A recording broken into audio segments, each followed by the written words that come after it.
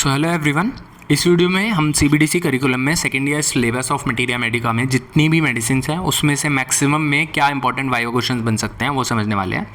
तो सबसे पहली जो मेडिसिन है वो है एसिटिक एसिड। ठीक है, बिल्कुल मैं ऐसे वीडियो तुरंत ही स्टार्ट कर रहा हूँ क्योंकि काफ़ी इंपॉर्टेंट टॉपिक है और हो सकता है आपका कल वाइवा हो, तो इसीलिए आज ये वीडियो पोस्ट हो जाएगी। आज आप इसे एक बार देख लेना तो आपके सारे इंपॉर्टेंट पॉइंट्स रिवाइज हो जाएंगे। तो एसिटिक एसिड में सबसे इंपॉर्टेंट जो चीज़ है वो है इसका जो फीवर के अंदर थर्स्ट का ना होना। इसमें 3 Ds में थर्स्ट होती है but no thirst in fever. आपको याद रखना है 3D कौन सी होती है जिसमें थर्स्ट होती है, ड्रॉपसी, डायबिटीज़ और क्रॉनिक डायरिया। इन तीनों में थर्स्ट होती है but no thirst in fever. ये सबसे बोल्ड हाईलाइटेड पॉइंट है एसिटिक एसिड का। दूसरा, ये अपनी बेली के ऊपर ज़्यादा अच्छे से सोता है, मतलब sleep better lying on abdomen. अगर बेटर लाइंग ऑन बैक है तो वो आर्सेनिक एल्बम होता है। ठीक है, तो अमोनियम कार्ब भी स्लीप बेटर लाइंग ऑन बेली होता है। तो ये दो मेडिसिन आपको याद रखनी है। तीसरा, इसमें जो कफ होता है उसमें इन्हेलेशन के टाइम पे दिक्कत होती है। ठीक है, कफ विद द इन्हेलेशन। अगर एक्सेलेशन के टाइम पे हो तो एकोनाइट होती है, कॉस्टिकम होती है, और इन्हेलेशन के टाइम पे दूसरी मेडिसिन है स्पॉन्जिया। तो ये हो गया। और एक ये, और प्रेगनेंसी के टाइम पे भी अगर किसी को वॉमिटिंग हो रही हो तो जिसको हम हाइपरेमेसिस ग्रेविडेरम कहते हैं, अगर बहुत एक्सेसिव वॉमिटिंग हो रही है किसी को प्रेगनेंसी के टाइम पे तो उसमें भी एसिटिक एसिड बहुत अच्छा काम करती है। तो ये कुछ इंपॉर्टेंट पॉइंट थे। अगर किसी को बहुत ज़्यादा प्रोस्टेशन है इंजरीज के बाद, या फिर किसी को एनेस्थीसिया हुआ था और एनेस्थीसिया के बाद उसको प्रोस्टेशन है, मतलब बिल्कुल ऐसा लगता है कि थकान रह रही है, तो उसमें भी एसिटिक एसिड बहुत अच्छा काम करती है। अब जो लास्ट चीज़ है इसकी वो ये है कि इसमें जो कुछ मेडिसिन से रिलेशन दे रखा है कि आर्निका, बेलाडोना, लैकेसिस और मर्क्यूरियस के सिम्टम्स को एग्रेवेट करता है एसिटिक एसिड। तो अगर कोई इनका पेशेंट है जिसमें ये मेडिसिन सूट करती है या इंडिकेट हो रही हैं तो उसमें आपको एसिटिक एसिड को थोड़ा केयरफुली यूज़ करना है, specially if the patient is having headache which is of throbbing type. मतलब बेलाडोना टाइप का अगर किसी को हेडेक है, it can aggravate that headache. तो ये आपको बात याद रखनी है। और एसिटिक एसिड कोई पूछे तो ये जो मैंने आपको चीज़ें बताई यही बतानी है आपको। ठीक है, अब क्योंकि ये वीडियो ऐसा है कि जल्दी जल्दी हमें सारी मेडिसिन कवर करनी है तो नेक्स्ट मेडिसिन पे चलते हैं। नेक्स्ट मेडिसिन है आपकी एस्क्युलस हिपोकास्टिनम। अब एस्क्युलस हिपोकास्टिनम जो मेडिसिन है, दिस इज़ बेसिकली, इसमें दो चीज़ें सबसे इंपॉर्टेंट है। पहला चीज़ है कि रेक्टल सिम्टम क्या है और दूसरा बैक एक। रेक्टल सिम्टम में इसमें ऐसा लगता है कि बहुत सारी स्मॉल स्टिक्स बिल्कुल रेक्टम के अंदर भरी हुई हैं और बहुत पेनफुल रहता है। ठीक है, और अगर कोई पूछे, जैसे वाइवा में बैठे हो वहाँ पे पूछ ले अगर सैंड ग्रेन्स भरे हैं, सैंड ग्रेन्यूल्स भरे हैं तो वो कौन सी मेडिसिन में होता है। जैसे इसमें स्मॉल स्टिक्स होता है और अगर सैंड ग्रेन्यूल्स होते हैं तो कॉलिनसोनिया मेडिसिन होती है। ठीक है, देन अब आपको देखना है कि इसका रेक्टम सिम्टम ये है, और स्टूल हमेशा ना फुलनेस ऑफ रेक्टम के साथ रहता है। इसमें stool followed by fullness of rectum and intense pain in anus for hours. बहुत घंटों तक पेन होता रहता है इसको एनस में आफ्टर पासिंग द स्टूल। ठीक है, देन बैक एक में देखोगे तो सीवियर डल बैक एक। अब इसकी लोकेशन सबसे इंपॉर्टेंट है, लंबोसैक्रल जॉइंट या लंबोसैक्रल आर्टिकुलेशन में इसको बैक एक रहता है। और प्रेगनेंसी के टाइम पे भी अगर किसी को बैक एक हो रहा हो तो उसमें भी बहुत अच्छा काम करती है एस्क्युलस हिपोकास्टिनम। और देखो, अगर नक्सवामिका और सल्फर आपने दी और उन्होंने इम्प्रूव कर दिया हेमोरॉइड्स को बट क्योर नहीं कर पाए तो आप एस्क्युलस हिपोकास्टिनम यूज़ कर सकते हो इन केस ऑफ हेमोरॉइड्स। ठीक है, so this was all about aesculus hippocastanum. एक चीज़ और बता देता हूँ, डॉक्टर नैश ने एस्क्युलस को कहा है सेकेंड आर्सेनिकम इन कोराइजा। ये थोड़ा सा एक इंपॉर्टेंट पॉइंट है, अगर आपके काम आ जाए। अगली जो मेडिसिन है वो है अगेरिकस। अब अगेरिकस में आपको सबसे पहली बात याद रखनी है कि इसमें कंप्लेंट्स जो होती हैं वो डायगनली आती हैं, अपर लेफ्ट और लोअर राइट। अपर लेफ्ट और लोअर राइट साइड अफेक्टेड होता है अगेरिकस में। ठीक है, अब ऐसी और कौन सी मेडिसिन है जिसमें यही सेम होता है, तो ऐसी दूसरी जो मेडिसिन है जिसमें सेम चीज़ होती है उसको आप ऐसे याद रख सकते हो, लाश, LAAS, लाश। ठीक है, तो एल से आपकी आ गई ledum pal, then antimonium tartaricum, then agaricus and then stramonium. ये 4 मेडिसिन है जिसमें अपर लेफ्ट और लोअर राइट अफेक्टेड होता है। देन अगर अपर राइट और लोअर लेफ्ट अफेक्टेड हो रहा है तो उसमें भी स्टैम्प बी करके आप याद रख सकते हो। स्टैम्प बी, एस से होता है सल्फ्यूरिक एसिड, टी से टेरेंटुला, ए से एम्ब्राग्रीसिया, एम से मेडोराइनम, बी से और पी से होता है P से फॉस्फोरस एंड देन B से ब्रोमियम। ठीक है, एक बार मैं फिर से बता देता हूँ, स्टैम्प B आप याद रख सकते हो। ठीक है, स्टैम्प B। तो S से होता है सल्फ्यूरिक एसिड, T से होता है टेरेंटुला, A से होता है अगेरिकस, नहीं A से होता है एम्ब्राग्रीसिया, M से होता है मेडोराइनम, P से होता है फॉस्फोरस और B से होता है ब्रोमियम। सो ये आप याद रख सकते हो कि अपर राइट और लोअर लेफ्ट में अगर दिक्कत हो रही हो तो ये वाली मेडिसिन होती हैं। अब अगली जो चीज़ है अगेरिकस की, वो है कि इसकी जो एपिलेप्सी होती है वो बहुत इंपॉर्टेंट है। एपिलेप्सी में जब क्या होता है, इनवॉलेंट्री मूवमेंट अगर अवेक, मतलब सिंगल मसल्स की या तो टिचिंग हो रही हो या फिर पूरी बॉडी की टिचिंग हो रही हो, ट्रैम्बलिंग हो रही हो, तो उन केसेस में अगेरिकस बहुत अच्छा काम करती है। तो अगेरिकस में देखो, involuntary movements while awake during, देखो जैसे ही वो सोएगा तो उसकी जो वो मूवमेंट सीज कर जाएगी। ये अगेरिकस का स्पेसिफिक पॉइंट है और ये बार बार पूछा जाता है। ठीक है, सो ये आपको याद रखना है अगेरिकस में। और एक और चीज़ कि ये ना कभी भी सीधा नहीं चल सकता। अगेरिकस का पेशेंट लड़खड़, मतलब बिल्कुल ऐसे लगेगा कि इसने दारू पी रखी है, इस तरीके से चलता है। तो अगेरिकस में ये था। Then coming to the next medicine, alumina. Alumina में सबसे पहले आपको स्किन याद रखनी है कि एल्यूमिना में जो स्किन कंप्लेंट्स होती है वो विंटर में उनका एग्रेवेशन है। हमेशा याद रखना, एल्यूमिना और पेट्रोलियम में स्किन कंप्लेंट्स का एग्रेवेशन विंटर में होता है। और एल्यूमिना जो होती है मेडिसिन, इसमें आलू मना होता है। एल्यूमिना को आलू मना, तो पोटैटोज डिसएग्री होते हैं, ऐसे आप याद रख सकते हो। और इसका जो लिकोरिया होता है वो running down to the heels, इतना ज़्यादा लिकोरिया होता है कि ऐसा लगता है कि पूरा हील तक आ रहा है। और सिफिलाइनम में भी सेम सिम्टम होता है। और मेंसिस के टाइम पे ये बहुत ज़्यादा एग्जॉस्ट हो जाती है। तो कार्बो एनिमैलिस कॉकुलस एल्यूमिना, ये बिल्कुल इतना ज़्यादा मेंसिस के टाइम पे इन पे एग्जॉशन होता है कि they can scarcely able to speak, इतना ज़्यादा एग्जॉशन हो जाता है। और कोई भी इरिटेटिंग थिंग ये लोग खा लेते हैं तो तुरंत इन्हें खांसी आने लग जाती है। तो एल्यूमिना के यही बेसिक सिम्टम्स थे।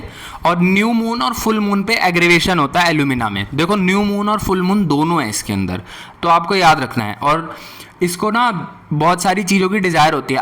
एल्यूमिना को आलू मना, एक तो डिज़ायर होती है पोटैटो की भी, और पोटैटो डिसएग्री भी करते हैं। याद रखना है आपको, डिज़ायर भी है पोटैटो की बट पोटैटोज डिसएग्री।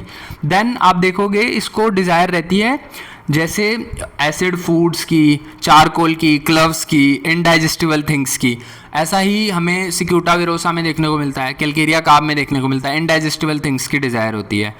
तो ये एल्यूमिना के बारे में था। और इसमें ना ड्राइनेस बहुत मार्क्ड होती है। एल्यूमिना जो है इसके अंदर ड्राइनेस बहुत मार्क है, इसीलिए देखोगे आप ये कॉम्प्लीमेंट्री होती है ब्राइनिया के। ठीक है, इसकी देखो कॉम्प्लीमेंट्री रेमेडी में लिखा है। और ये क्रॉनिक भी होती है ब्राइनिया के। ब्राइनिया के बाद आप एल्यूमिना दे सकते हो। ड्राइनेस बहुत मार्क्ड होती है। और एल्यूमिना की जो ड्राइनेस है वो मेंटल लेवल पे सबसे ज़्यादा मार्क्ड होती है।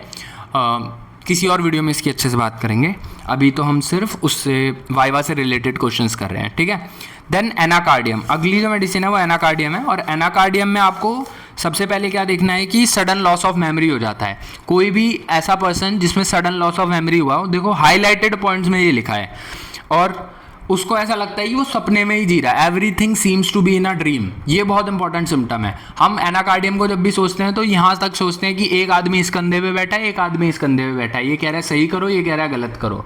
बट एल्यूमिना मतलब एनाकार्डियम सिर्फ यहाँ तक सीमित नहीं है। ये सबसे पहले सडन लॉस ऑफ मेमोरी के लिए बहुत अच्छी मेडिसिन है। और कैनाबिस सटाइवा, कैनाबिस इंडिका, मतलब जो कैनाबिस ग्रुप की मेडिसिन है वो भी बहुत अच्छी मेडिसिन है। ठीक है, देन एनाकार्डियम का जो बच्चा होता है ना वो कैसा होता है, वो बिल्कुल ऐसा होगा कि क्रूल चाइल्ड होता है, क्रूल। ठीक है, देन इररेजिस्टिबल डिज़ायर होती है कर्स और स्वेयर करने की, और हमेशा दूसरे को कोसते रहना और सबको गलत गलत बोलते रहना, जैसे lac caninum, lilium tig, nitric acid, इन सब में। और अगर कोई कॉन्टिन्यूअली प्रे करना चाहता है तो वो स्टेमोनियम होता है। ठीक है, और जब ये चलता है एनाकार्डियम तो इसको लगता है कि कोई इसको परस्यू कर रहा है, कोई इसके पीछे आ रहा है। ये बहुत स्ट्रॉन्ग सेंसेशंस है एनाकार्डियम की। और अगर किसी को वॉर्ड्स हो रहे हैं पाम ऑफ हैंड पे, तो नेटम्यूर और एनाकार्डियम दो बहुत अच्छी रेमेडीज होती हैं। ये बिल्कुल ऐसे वाइवा के क्वेश्चन हैं जो कोई भी पूछता है। पाम पे वॉर्ड्स हो रहे हैं तो nat mur anacardium, back of the fingers पे हो रहे हैं डल का मारा। ठीक है, बॉडी में कहीं और हो रहे हैं थूजा। तो ऐसे ऐसे जो क्वेश्चन हैं वो बार बार पूछे जाते हैं। देन एनाकार्डियम में एक और चीज़ है कि इसको ना कुछ भी ये खाएगा तो ऐसा लगता है यहीं पे फंस गया, एप्ट टू चोक, तो चोकिंग की सेंसेशन हमेशा रहती है। और कोई भी सिम्टम जो भी इसके हैं सिम्टम वो खाने से रिलीव हो जाते हैं। और कौन सी मेडिसिन है, सोराइनम और आयोडम, इन सब के अंदर खाने से सिम्टम बहुत ही ज़्यादा बिल्कुल ऐसे रिलीव हो जाते हैं खाना खाने के बाद, एटलीस्ट थोड़ी देर के लिए। सो this was all about Anacardium. Anacardium के माइंड सिम्टम सबसे इंपॉर्टेंट है जो मैंने आपको बता दिए। इसको ऐसा लगता है कि एक हुप और बैंड की सेंसेशन है अराउंड द पार्ट्स, और या फिर कोई जो डल या ब्लंट इंस्ट्रूमेंट है वो बिल्कुल ऐसे प्लग की तरह लगा हुआ है इनर पार्ट्स में, as of a plug in inner parts. ये दो सेंसेशन भी बहुत इंपॉर्टेंट है।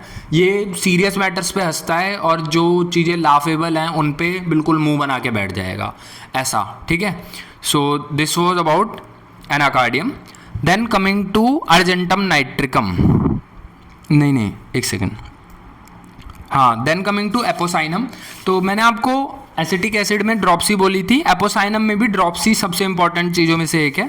तो एपोसाइनम की भी आपको ड्रॉप्सी याद रखनी है। और इसमें जो ड्रॉप्सी होती है वो कैसी होती है, सीरस मेम्ब्रेन्स की एक्यूट इन्फ्लेमेटरी ड्रॉप्सी होती है। ड्रॉप्सी के साथ थर्स्ट होगा, dropsy with thirst, same goes with acetic acid, है ना। सिर्फ उसमें फीवर में थर्स्ट नहीं होती, इसमें देखो ड्रॉप्सी विद थर्स्ट सेम चीज़ है, एसिटिक एसिड जैसी ही। तो बट इसमें क्या है, most cases uncomplicated with organic disease, कोई दूसरी डिजीज नहीं है बट ड्रॉप्सी हो रही है। और जैसे किसी को टाइफाइड के बाद हो गई, scarlatina, cirrhosis after abuse of quinine, इन सब के बाद अगर किसी को ड्रॉप्सी हो रही है तो आप एपोसाइनम सोच सकते हो। और बाकी एपोसाइनम में सबसे इंपॉर्टेंट ड्रॉप्सी ही रहता है, इसके अलावा तो मुझे लगता नहीं है कोई और चीज़ इंपॉर्टेंट है वाइवा के पॉइंट ऑफ व्यू से। Then coming to the next remedy, baptisia. अब आप बैप्टीसिया देखोगे तो बैप्टीसिया जो है इसको हम किंग ऑफ टाइफाइड भी कहते हैं। और किंग ऑफ टाइफाइड कहने का कारण है कि इसमें सारे टाइफाइड फीवर के सिम्टम्स होते हैं। सबसे इंपॉर्टेंट इसका सिम्टम है कैन स्वॉलो लिक्विड्स ओनली, जैसे बेराइटा काम में होता है। अगर can swallow liquids only but has aversion to them, तो वो कौन सी रेमेडी है वो आपको कमेंट सेक्शन में बताना है, ठीक है। और लीज सॉलिड फूड गैग्स, वैसे आगे लिखा ही हुआ है, अगर आप एलन लेके पढ़ रहे हो तो फिर आपको दिख जाएगा वो कौन सी रेमेडी है। और ओल्ड पीपल में अगर डाइजेंट्री हो रही हो, ठीक है। सो बैप्टीसिया के अंदर जो टंग होती है वो भी बहुत इंपॉर्टेंट है कि सबसे पहले वाइट और रेड पेपिले होंगे, ड्राई एंड येलो, फिर ब्राउन हो जाएगी सेंटर में, और बाद में ड्राई, क्रैक्ड और अल्सरेटेड। ऑफेंसिवनेस ट्रायो में आती है बैप्टीसिया, इसमें और मेडिसिन आती है baptisia, merc sol and creosote, trio of offensiveness में। इसके जितने भी डिस्चार्जेज होते हैं वो सारे ऑफेंसिव होते हैं। और ये बिल्कुल मिड्स ऑफ द सेंटेंस में सो जाएगा, आप इससे कुछ बात कर रहे होगे बीच में ही सो जाएगा। ये बेसिकली वो डेलीरियम वाली स्टेज की बात कर रहे हैं हम, ठीक है। और जो इसका फेस होता है उसकी स्टूपिड, बिसोटेड, ड्रंकन अपीयरेंस होती है। जैसे कोई बिल्कुल बीमार है बहुत दिनों से तो उसको ऐसा लगता है कि यार ये शायद कुछ नशा वशा करके आया है, मतलब बहुत ही डल फेस हो जाता है, वैसी अपीयरेंस हो जाती है इसकी भी, ठीक है। So this was about Baptisia. And याद रखना इसको किंग ऑफ टाइफाइड फीवर कहते हैं। और ये जब सोने जाता है ना तो इसको ऐसा लगता है कि इसका जो पार्ट्स हैं, बॉडी पार्ट्स, वो स्कैटर्ड है बेड पे, ये खुद को कलेक्ट नहीं कर पा रहा।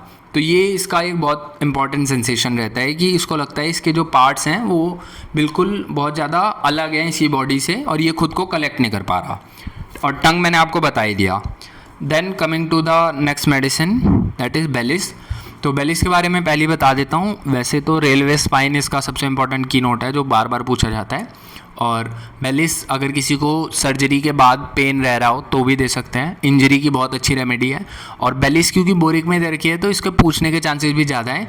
तो एक बार बेलिस छोटी सी रेमेडी है, एक बार देख लेना खुद से कि क्या क्या बेलिस में लिखा हुआ है। मैंने बता दिया, बस इंजरी ही इसका मेन है, बेलिस की इंजरी बताओ, डेट्स इट। Then carduus. अब कार्डस और चिलिडोनियम ये दोनों लिवर रेमेडीज़ है बहुत अच्छी। बट कार्डस के अंदर क्या होता है कि जो लिवर का एनलार्जमेंट, हिपेटोमेगेली जो होती है वो ट्रांसवर्स डायरेक्शन में होती है, हॉरिजॉन्टल डायरेक्शन में। मतलब कि जो लिवर होगा वो राइट हाइपोकॉन्ड्रियम से बिल्कुल एपिगैस्ट्रियम की तरफ बढ़ेगा, ठीक है, ऐसी इसकी एनलार्जमेंट होगी। जबकि जो चिलिडोनियम में हेपेटोमेगैली होती है वो वर्टिकल होती है। तो आपको ये दो पॉइंट ऑफ डिफरेंस पता होने चाहिए। देन कार्डस क्योंकि बोरिक में दे रखी है और अभी मैं सिर्फ एलन वाली रेमेडीज़ को जल्दी जल्दी कवर कर रहा हूँ। Then coming to causticum. तो जब मैं बोरिक से पढ़ूंगा तो मैं बोरिक वाली भी रेमेडीज़ आपको एक बार करवा दूंगा जल्दी से, होपफुली कल तक। Then coming to causticum. Then causticum जो है, मैंने आपको एक सिम्टम तो बता दिया कि इसमें भी एक्सेलेशन के टाइम पे इसको कफ होता है, ठीक है, एक्सेलेशन के टाइम पे कफ। साथ में जब ट्रायोफ्टोसिस की बात करते हैं तो जेलसीमियम, कॉस्टिकम और सीपिया, ये 3 मेडिसिन होती हैं। ट्रायोफ्टोसिस या फिर ड्रूपिंग ऑफ अपर आईलिड होता है, इसमें आईलिड्स ऐसे हो जाती हैं, बहुत सिंपैथेटिक होता है। और अगर कोई ऐसा केस है आपके पास जो थोड़े समय के लिए इम्प्रूव हुआ, then comes to the standstill, तो उसके लिए कॉस्टिकम बहुत अच्छा काम करती है। और राइट साइड के अफेक्शन सबसे ज़्यादा होते हैं कॉस्टिकम में। बाकी इसमें एक सिम्टम है जो वाइवा में आपसे पूछा जा सकता है, इनवॉलेंट्री यूरिनेशन होता है इसमें, coughing, sneezing, blowing the nose, इन सब में। Pulsatilla, squilla, veratrum, album, argentum, nitricum, इन सब में होता है। एक और सिम्टम जो पूछा जा सकता है वो है flow more during the day, menses during the day. तो उसमें 4 रेमेडीज होती हैं, cactus, Causticum, lilium TIG and pulsatilla. Cactus, Causticum, lilium TIG and pulsatilla, CCLP से आप याद रख सकते हो। तो ट्रायोफ्टोसिस में आता है flow more during the day, menstrual flow more during the day, और ठीक है। और जो उसका रेस्पिरेटरी का सिम्टम था वो कैसा है सिम्टम, कि जो रेस्पिरेटरी का सिम्टम है वो एक्सपिरेशन के टाइम पे है, कफ विद एक्सपिरेशन, एकोनाइट और इसमें होता है, ठीक है। और स्पूटा जो है वो इसको एक्सपेक्टोरेट नहीं कर पाता, ही मस्ट स्वेलो इट। तो आर्निका, कालिका, कॉस्टिकम, ये अपने स्पूटम को एक्सपेक्टोरेट नहीं कर पाते। देन एक्सट्रीमिटीज़ में आप अगर देखोगे कॉस्टिकम की, तो एक लिखा है children slow in learning to walk, तो कभी कभी ये पूछ लेते हैं, वैसे बहुत रेयर है। So this was about Causticum. हाँ, एक चीज़ याद रखना कि कॉस्टिकम को कभी भी फॉस्फोरस से पहले या बाद में नहीं यूज़ करना चाहिए, इट ऑलवेज डिसएग्रीज, ठीक है। और कॉस्टिकम लेड पॉइजनिंग के पैरालिसिस को एंटीडोट कर देती है। तो ये 2 बातें आपको याद रखनी है। और अगर वॉट्स हो रहे हो तो भी कॉस्टिकम बहुत अच्छा काम करती है वॉट्स के लिए। और अगर कोई ऐसा बर्न है जो जिसके लिए पेशेंट बोले never well since that one, they have never been well since that one, तो उसके लिए कॉस्टिकम बहुत अच्छा काम करती है। अगर पैरालिसिस हो रहा हो सिंगल पार्ट्स का, तो उसमें भी कॉस्टिकम आप दे सकते हो। और ये भी पूछा जा सकता है कि paralysis of single parts, basically right side में अगर हो रहा हो, टंग का, आईलिड का, एक्सट्रीमिटीज़ का, तो आप कॉस्टिकम के बारे में सोच सकते हो। देन कॉस्टिकम हो गई। Coming to the chelidonium. Chelidonium का सबसे इंपॉर्टेंट सिम्टम है कि उसको गरम गरम बिल्कुल खाना पसंद होता है, और सारे जॉन्डिस के सिम्टम होते हैं इसमें एक सिम्टम है कि कांस्टेंट पेन होता है इसको राइट स्कैपुला के एंगल पे, वो याद रखना। अगर लेफ्ट में हो रहा हो तो सैंग्यूनेरिया होती है, और राइट में और कौन सी रेमेडी है, तो काली काव और मर्क्यूरियस होती है, ठीक है। और चिलिडोनियम लिवर टॉनिक भी कहते हैं, बहुत अच्छी रेमेडी है लिवर के लिए। और राइट साइड के इसके भी अफेक्शंस है, चाहे राइट आई हो, राइट लंग हो, राइट हाइपोकॉन्ड्रियम, एब्डोमेन, सब जगह राइट साइड। और अगर चेंज होता है वेदर में तो चिलिडोनियम में दिक्कत होती है, ailment from change of weather होते हैं, ठीक है। और गॉल स्टोन के लिए बहुत अच्छी मेडिसिन है। और गॉल स्टोन का भी जो पेन होगा वो राइट शोल्डर ब्लेड में हो रहा होगा, मतलब स्कैपुला के इंफीरियर एंगल में अगर पेन हो रहा हो, ठीक है। सो चिलिडोनियम में इतना ही है। हाँ, अगर किसी को बहुत बार ब्राइनिया दी गई हो और उसमें आपको लग रहा हो कि ब्राइनिया ज़्यादा देने की वजह से उसको ये सिम्टम आ रहे हैं, किसी को हेपेटिक कंप्लेंट्स की वजह से ब्राइनिया दी और उसमें ब्राइनिया ज़्यादा देने की वजह से उसको सिम्टम आ रहे हैं, तब आप चिलिडोनियम दे सकते हो, it can antidote that thing, ठीक है। So this was about चिलिडोनियम। तो अभी मैं क्योंकि वाइवा वाले क्वेश्चन ही सिर्फ आपको बता रहा हूँ, तो जल्दी जल्दी कवर करते जा रहे हैं आगे की तरफ। चिनिनम आर्स इसमें नहीं है, एक्टिनेशिया नहीं है, हेलेबोरस, ठीक है।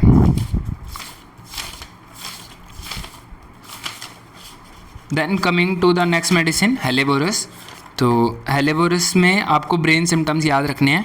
जो बच्चा होता है उसके अंदर एक स्पेशल क्राई होती है हेलेबोरस और एपिस में और ट्यूबरकुलाइनम में, कि वो क्राई एन्सेफलिके कहते हैं। उसमें मेंटल सिम्टम्स इतने ज़्यादा होते हैं, मेनिंजाइटिस की ऐसी स्टेज आ गई होती है और रात में बहुत तेज चिल्लाता है, तो उसको हम क्राई एन्सेफलिके कहते हैं, वो आपको याद रखना है। कंसोलेशन से हेलेबोरस में एग्रेवेशन होती है। और जो बच्चा है वो मेनिंजाइटिस है, उसको मतलब लगभग उसको ब्रेन के सिम्टम्स है, तो वो क्या करेगा, अपना जो हेड है उसको ऐसे बोर करेगा इन द पिलो, तो boring the head into the pillow, या ऐसे ऐसे खुद के सर पे बहुत तेज तेज मारेगा, तो ये बहुत स्ट्रॉन्ग सिम्टम है हेलेबोरस का, आपको याद रखना है। अगर ड्रॉपसी हो रही हो, मतलब स्वेलिंग हो रही हो ब्रेन में, चेस्ट में, एब्डोमेन में, और यूरिन सप्रेस्ड हो, तो आप हेलेबोरस दे सकते हो। मैंने हेलेबोरस के ऊपर एक बहुत लॉन्ग वीडियो बनाया और बहुत अच्छा है वो वीडियो, एक बार देखना, क्योंकि मैंने उसमें कई सारी बुक से हेलेबोरस के बारे में बताया। It is a very good medicine. अगर बिल्कुल ऐसा कोई केस हो आपके पास जिसमें आपको लग रहा हो कि बच्चे की जान बचाना मुश्किल है, उसमें हेलेबोरस बहुत अच्छा काम कर पाती है, और मेनिंजाइटिस के लिए one of the best remedies है। देन यूरिन देखो, यूरिन है इसका red, black, scanty, coffee ground sediment होते हैं। अब इसमें आपसे और भी रेमेडीज़ पूछ सकता है, but helleborus is most important in coffee ground sediment. फिर आइज़ में देखोगे ना, आइज़ में इनसेंसिबिलिटी है, मतलब जो प्यूपिल्स होंगी या तो वो डायलेटेड होगी, या फिर ऐसा होगा कि ऑल्टरनेटली कॉन्ट्रैक्ट और डायलेट हो रही है, but no response to light, light से इसका कोई रिलेशन नहीं है, ठीक है, इनसेंसिबिलिटी है राइट के लिए। और जो इसका डायरिया होता है वो फ्रॉग स्पॉन होता है, फ्रॉग स्पॉन डायरिया। ये देखो छोटे छोटे से क्वेश्चन है बट बहुत बार पूछे जाते हैं। और ट्यूबरकुलाइनम जिंकम अगर आपने यूज़ कर ली और उसके बाद अगर नहीं ठीक हो रहा पेशेंट, तब आप हेलेबोरस सोच सकते हो, ठीक है। आप इसका लॉन्ग वीडियो ज़रूर देखना जब आपके एग्ज़ाम्स ओवर हो जाएं।